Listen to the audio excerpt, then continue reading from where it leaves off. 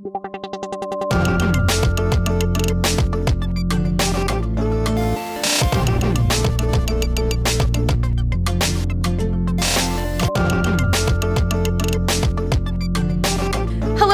to Feminist Frequency Radio. I am your host, Anita Sarkeesian, and I am joined by Carolyn and Ebony Astor. We are the show that asks you to be critical of the media you love. Alternatively, we are the feminist killjoys that are coming for your media, depending on your perspective on things. On today's show, we are going to tell you a little bit about this new podcast. We're going to dive into some pop culture, and we're going to preview one of our new regular segments. Are you ready for this? It is called Hate Mail Hootenanny. Yeehaw! Hey, guess what? What? We have a brand new show. Yeah, we do, but I don't know anything about it, Anita. Can you tell me what this new show of ours is all about? I sure can. Fantastic. Every week, we are going to get together and talk about games and movies and TV shows, and really, we have all of these conversations in the office all the time, right? And so I'm not in the office. Well, we have them over Slack. But we have these conversations all the time, and we really wanted the opportunity to maybe let our viewers and our listeners join in on the banter that we have around these big issues, right? Like, there's lots of big pop culture moments. There's lots of thoughts that we have that don't fit into a video or don't fit into an article, and this gives us a little more space to dig into that. Yeah, exactly. And while there's so much overlap in terms of the issues that you and Ebony and I care about in terms of just social justice, we also have a lot of very different interests and different kind of things that we get like really excited about. And I think that makes our perspectives and our conversations that much more interesting because we all bring kind of very different things, very different experiences, backgrounds, and different kinds of passion to our work here at Feminist Frequency. Yeah, absolutely. And I'm actually really excited that Ebony is joining us on this podcast because I cannot get her to be on camera ever. That's because being on camera, not for me. Being on the radio, being on a podcast, this is my milieu. This is where I was meant to be. My friendly voice coming out over the airwaves, soothing people to sleep at night. I gotta say, Ebony is literally one of the funniest people I've ever met. And don't set me up that way. Don't set me up. That's too much pressure. I'm totally doing it. And so I'm so excited that you all get to experience the ridiculousness and the humor that we get. Don't set me up that way either. You're prejudicing people. You're prejudicing people. You're either setting me up to be funny or, listen, oh my gosh. You can't not be funny, though. It's like in your I'm going to do my best. Yeah, I'm going to Charles Carroll this shit. In addition to showcasing Ebony's new stand-up routine every week, we're hoping to bring in guests to join our panel and our discussions, showcase the work that other amazing people are doing out in the world, and also bring in other perspectives to talk about the things that we like and don't like. And you know. Yeah, I mean, I don't think we can name any names yet, but we definitely have some great, very exciting friends of Feminist Frequency that we're already really looking forward to having join us on the show. Absolutely. We'll have recurring segments. We don't know what those will be yet, but they'll be good. We have some ideas. I promise. We have some ideas. We do have some ideas. Yeah. So one of the exciting things about starting a new show is the ability to see how it goes. And really, we want this to be more of a community around Feminist Frequency. Right. We want you to be a part of this experience. Yeah. And so getting your feedback and the things that you want us to talk about and your questions. And that's something that's been missing for out of necessity for so long from Feminist Frequency's work. It's been really sad for us, I think, to just be in a situation where we have to shut down comments on the YouTube videos and where Twitter is almost impossible to have any kind of actual positive interaction with people. So having a format, a place in which we can actually respond to some of what you want to hear us talk about, respond to some of your questions, your input is, really exciting for me. Yeah, me too. Not so much for me. I want to make it clear from the get-go that I'm going to be the one non-responsive member of that the is team. A lie. I've seen you I have on very Twitter. Listen, I have very strong opinions about things, and I'm actively avoiding growing as a person. Whatever. So just at Ebony Astor, y'all. At Ebony Astor. I'm happy to hear what you have to say, but just know that I'm not taking any of it on board. All right. So I want to give our listeners an opportunity to get a little sense of the kinds of things that we're going to be talking about on this podcast. And one example is Ebony is a huge Doctor Who fan. Yes. What are you excited about in the Doctor Who universe? The Doctor Who Christmas show, which is an annual tradition in my home and so many homes around the globe.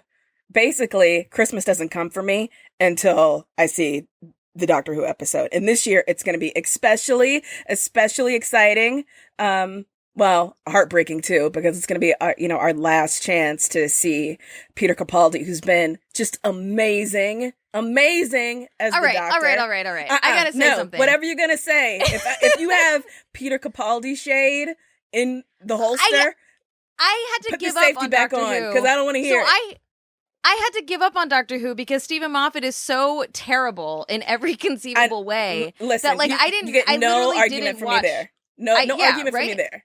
I literally didn't watch any of Stephen Capaldi as the Doctor because I watched as much of the show as I could, and I finally stopped, and I thought that I would never watch Doctor Who again.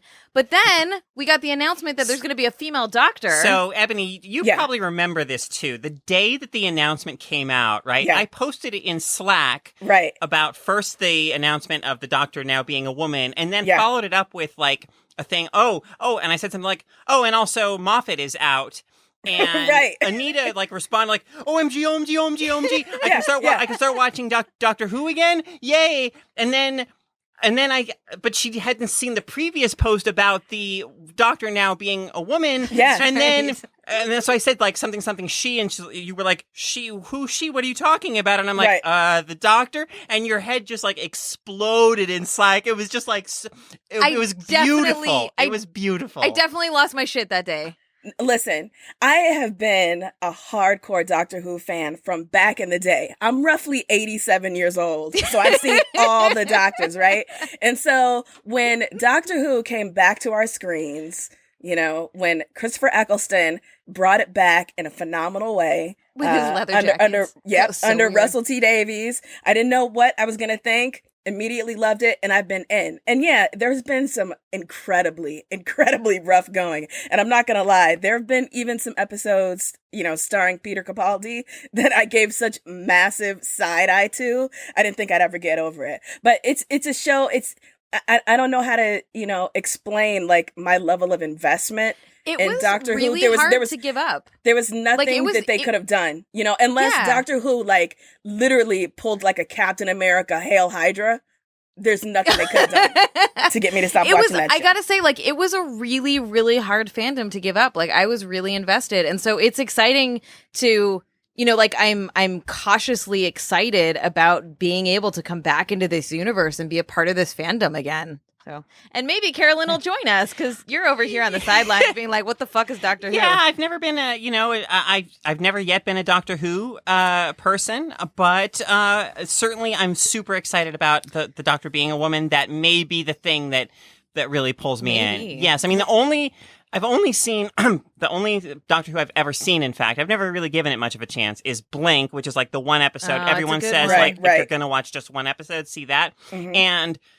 A Christmas special for some previous year, but which I don't remember. It was a bunch of. We'll bring you in. Yeah, we'll gently, one step at a time. You need to give me the the Doctor Who 101. What do I need to know? Sure. Yeah, I'll be happy to provide that service. Perfect. Yeah. Well, what are you excited about, Carol? Well, I mean, this year. So my big thing, as much as I love talking and writing about film, television, all that stuff and talking about it.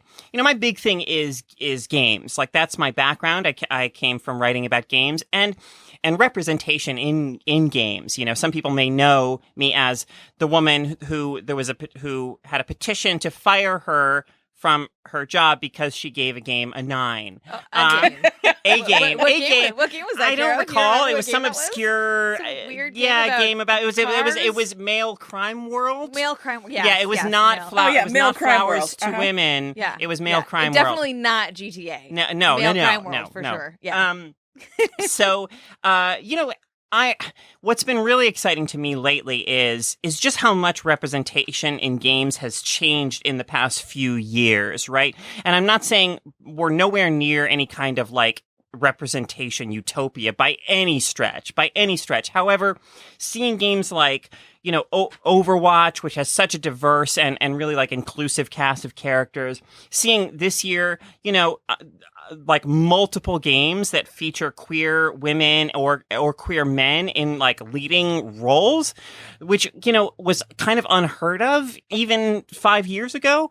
I'm just really excited about that. And I'm really looking forward to bringing those conversations, about what I'm playing, to the show each week. Like, I'm really excited about that. Yeah, totally. This has been an overwhelmingly good year for games. It's ridiculous. Like I have never usually, in a year, the past few years, I'm like, well, writing and talking about games is kind of my thing, so I'll like force myself to play, this big game and that big game or whatever. This year, it's like I cannot get through all the games that I want to play, which is a good problem to have, but it's so strange. It's really strange. It's been really nice though. Like, we have obviously been at, I don't know, the forefront of both like really trying to push this industry to be better, to be more inclusive, to be more representative of players and of, fandoms that are around games, and also at the forefront of like all of the shit you get for doing that work. Right. And so actually watching, like, it happens so fast almost, right? Yeah. And that, like, in terms of the fact that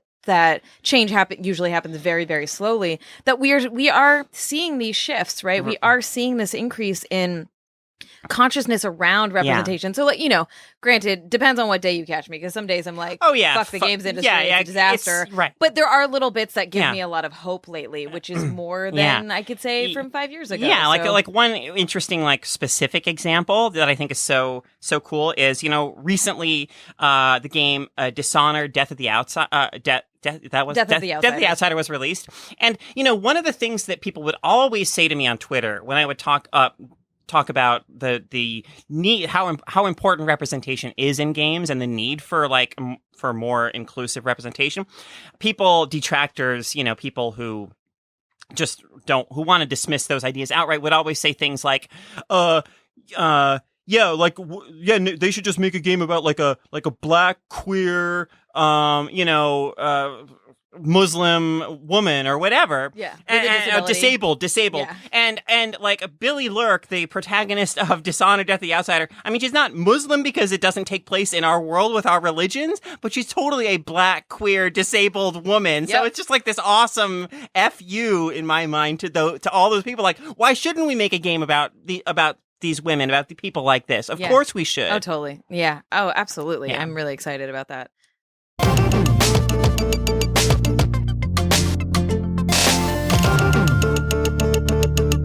So, weird thing, I'm actually really excited for the next Star Wars movie. And the reason that's weird is because I've never really liked Star Wars. Yeah, that is weird. Yeah. You kicked off our review of The Force Awakens by laying it out there, being honest, like, I'm not really a Star Wars fan. I used to be so afraid to say that because I felt like it was the one fandom that would, like, retract your nerd card to be like, I don't really like Star Wars. And, like, I didn't watch it as a kid. The first time I watched the original Did you grow up trilogy, with wolves? Yes. Well, immigrants. So, we didn't really. Don't throw your parents under the bus like that. I mean, media and act was like a weird it was thing their in my fault. house. I feel like you, as a child, I bet you did something where they decided not to let you watch Star Wars. You know what my parents wouldn't let me watch when I was a kid? Two things. One was The Simpsons, which, my mom just didn't get that it was like kind of adult humor. Yeah. But the other one was totally justified because it was Married with Children. Oh, yeah. Yeah. I support that. Yeah. I do too. I mean, as much as I love Katie Seagal. I've been exposed to that, all that. I still watched it though. Yeah. Okay. Obviously. Okay. Right. I technically wasn't allowed. Yeah. But so I didn't. We were not a big media consuming household. Like, I watched a lot of TV growing up, but it was very independent. Like, we didn't go to the movies a ton. Like, it wasn't like my parents grew up watching. Wait, what do you mean? It Western, was really independent. What were you watching? Like public access? No, I was on my own. Like, I would basically sit in our basement for like an entire summer and go. I would waffle between like Lamb Chops Playhouse and Voyager. She was a self-starter in the television watching field. Gotcha. It wasn't like we'd sit around as a family and watch stuff, really. I mean, maybe, I don't know. That's not. Yeah. Anyways, so Star Wars wasn't like a lot of my peers went to the theaters and saw them when they were growing up, or their families introduced them to it, or it was like, it was so ingrained into what they're doing. I didn't have that. But people your generation, Anita, when you say they went to the theaters and saw it, you're talking about the latest trilogy, or rather the middle trilogy. Oh my God, right? I'm not that young. But no, like, so you're not talking about like 1977 original Star Wars. You're talking about like the Phantom Menace and those things. And I think though, but when you're talking about like being afraid to not like Star Wars, that shitty second trilogy made it safe for people to come out and say, you know what, this is not for me. But not really, because like even my peer, like I feel like my peers today have memories of Star Wars as a kid. So whatever leg of the trilogy they joined in on, really got them involved and engaged, and their families were engaged. Like, it was I understand that Star Wars was a really big deal in terms of film history, right? Yeah, absolutely. So when I watched it as an adult, I was like, the fuck is this? Like, why does everyone love this shit? Like, it's just so like black and white, and it this is why I have to work remotely from Los Angeles, because if we were in the same room together, I would be jumping out a window. What? I would be jumping out a window, and I would be drumming up a mob in the streets. You know. But so the thing is, okay, so I, like, as someone who tries to be at least relatively aware of pop culture things in life, when it was being rebooted and coming out again, I was like, okay, yeah, I'll see what the deal is. Like, why not? And a lot of my criticisms of the original series still hold, but I am so taken in. Like, I'm just like, I have little Star Wars figurines now. Like, let's be real. Yeah. Right? Like, I bought toys. BB-8 is so adorable. So cute. Yeah. So I'm actually excited. Like, as much as I didn't like Rogue One, I'm part of the hype machine now a little bit, right? Yeah. Like, I'm excited to see what they're doing, and the fact that there are more women that are like heroes in this world, there are more people of color. Like, there's a consciousness around what is being done that's making me a little more engaged, and like the storytelling I'm finding engaging. Right? Yeah. And there was actually just a hashtag that was a huge thing on Twitter called it was SW Rep Matters, or Star Wars Representation Matters, and it was just full of so many like heartwarming stories, powerful stories about how much it has meant to people, to kids, and even to adults to see people who look like themselves in the Star Wars universe. So, it's just it's a testament again to just how much representation matters. Yeah, and it's why we do this work. Like, Feminist Frequency really came out of this idea that like the media matters, that media has an impact on our lives, and like watching stuff like that, like watching the little girls who get to dress up like Rey and be super excited and get to be a part of this universe in a way that they can look up to and be like, yes, I'm the hero. Like, that's really important. Exactly. That's really important. Yeah. It's a cultural shift. I mean, it's the sort of thing that a lot of young girls didn't have before. Yeah, for sure. All right. One of the recurring segments that we thought could be kind of fun to do on this podcast is to read our hate mail, because we get a little bit of it. It's pretty spectacular sometimes. Yeah, sometimes it's really special. We have a lot of fun with it. So, introducing Hate Mail Hootenanny.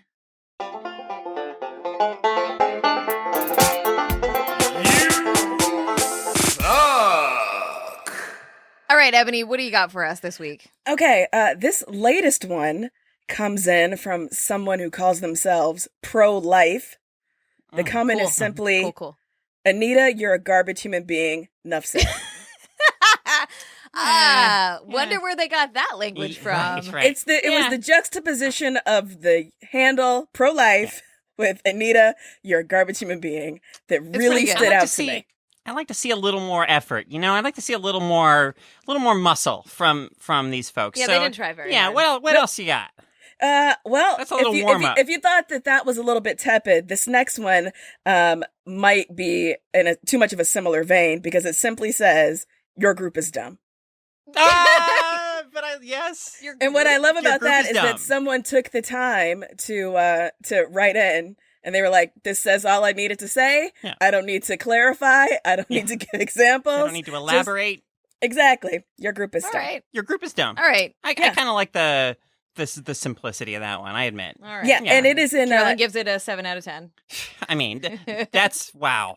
That's harsh, Anita. I probably it's like our at first least week, 8.5. So... Yeah, we're going to set a high bar. I really think that you guys are going to love this one. It's in stark contrast to the last Your Group is Dumb, because it is much longer and also has absolutely no punctuation. So forgive me if I stumble a bit as I read this.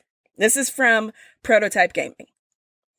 Excuse me, but you are not thinking right if you think Nintendo is keeping a lot of girls in their games damsels in distress because they are saying girls are supposed to be that way. It's kind of the theme of a lot of games that they made. It wouldn't make sense if you're trying to save an epic warrior princess and they save themselves. That would leave no purpose to the game. So think before you assume things. Why don't you say PewDiePie as a random guys on the streets by saying they're a rapist? It would do a lot of good for your movement. Don't get me wrong. I'm a normal guy, respects women, but I don't respect women who run down the streets in vagina costumes and say it's a protest.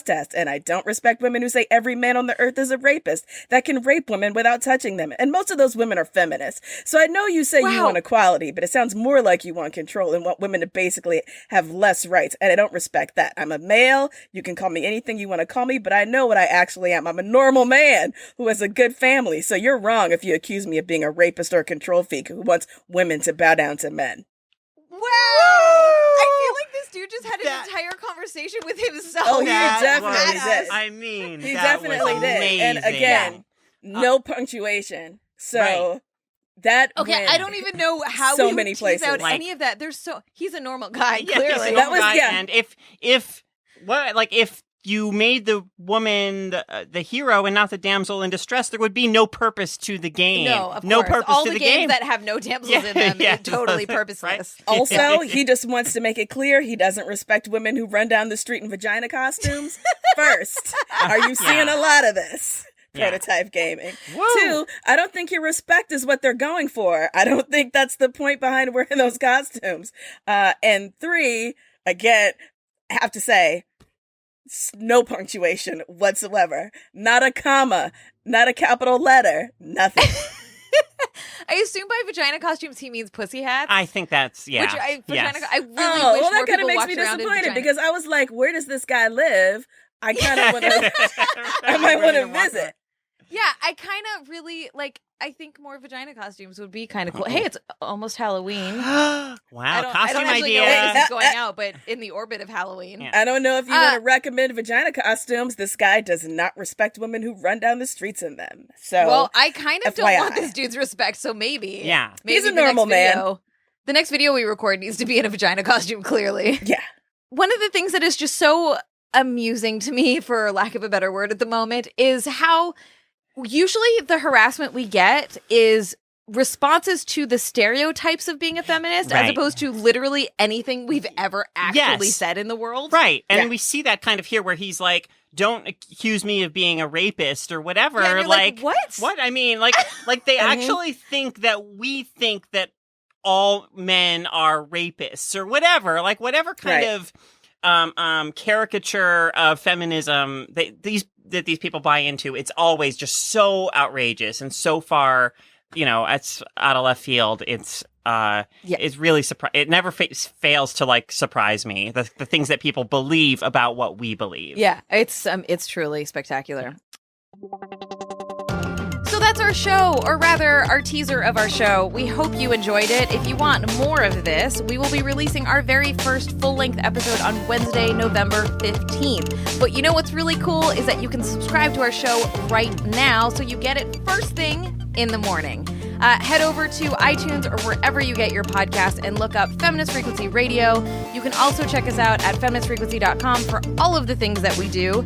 And one of the cool things that we're doing with our podcast is that we're going to be doing a little bit of crowdfunding / membership program, because we really want to build a community around Feminist Frequency Radio. We want you to be involved. So stay in touch with us, stay tuned, and we will announce more about that on Wednesday, November 15th, when our show is going to come out officially. If you want to stay in touch, you can find us on Twitter at FemFreak. You can find Carolyn at Carolyn Michelle. Ebony, where are you at? Ebony Aster. And you can find me at Anita Sarkeesian. Thank you so much for joining us. Hit that subscribe button, and we will see you soon. Bye for now. Bye, kids.